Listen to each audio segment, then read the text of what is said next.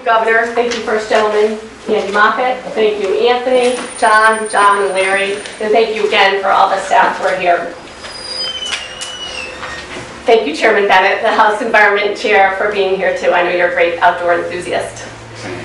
So I think it's particularly fitting that we're at Lincoln Woods because this was our first major park, and it was a park that was created 110 years ago so that every family would have a place to breathe fresh air, to learn to swim, to get outdoors. So it was created specifically so that urban folks would have a place to play and recreate, and I think it has fulfilled that ethic for the past 110 years. And in fact, as we've created just this dazzling array of parks and beaches, one of the things the report told us that we already knew too was how fortunate Rhode Islanders are to have such an amazing variety of places. You can be in the deep woods, you can be boogie boarding in the ocean, you can take the Blackstone bike path and think about our history and our heritage. And we have, over the years, it's one of the things I think that government has done very well, which is create this system of parks and beaches and campgrounds.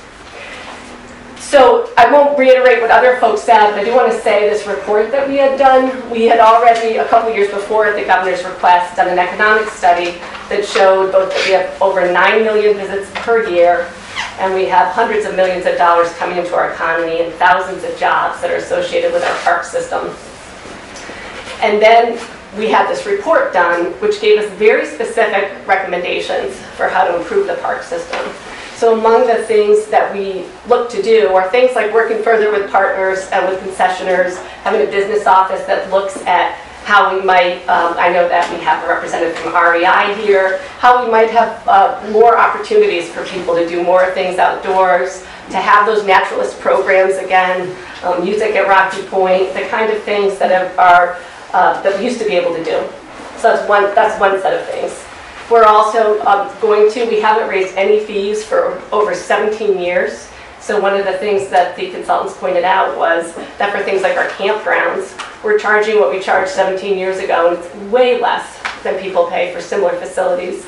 So it can be camping and looking out over the ocean, and we're essentially allowing private use of this incredible place, but not charging people sufficiently. So we are going to incorporate a fee increase that we'll be announcing and doing through a public process in a couple weeks. And that's one of the ways we're going to generate funds to invest in these places. So the governor's asked us to do some listening sessions. So we are having one in Westerly on Wednesday this week, and we'll invite everybody to these. Narragansett next week, here again at Lincoln Woods next week.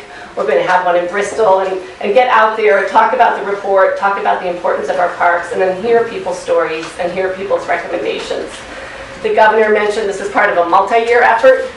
So this budget helps us to invest more in staffing, more in taking care of these places, but we hope working together and thinking about how much these places matter and celebrating the places that people love so much that will continue to grow the investment in our parks. So we'll get to where we're fully realizing some of the opportunities that we're just dreaming of now.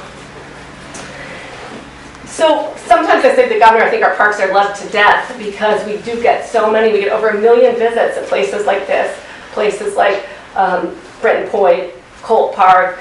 Our beaches are wonderful and special places for people to build memories, but they're crowded, they're packed.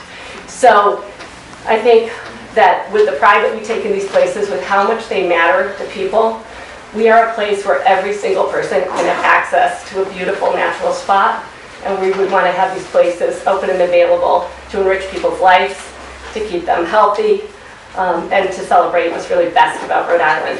So I am so excited that working with the governor, with Andy, with the partners, that we're going to make a really sustained commitment to celebrate these places, to invest in these places, and to maintain these places.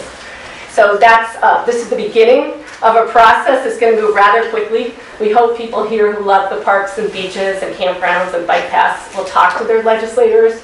We'll talk about making sure we increase resources back closer to where they used to be, and will work with us to partner and to make sure we leave the places cleaner than we found them. So with that, I want to thank everybody. We look forward to working with you on this. We commend our report. We ask folks to get outside and enjoy the very special places that belong to you in Rhode Island. So thank you.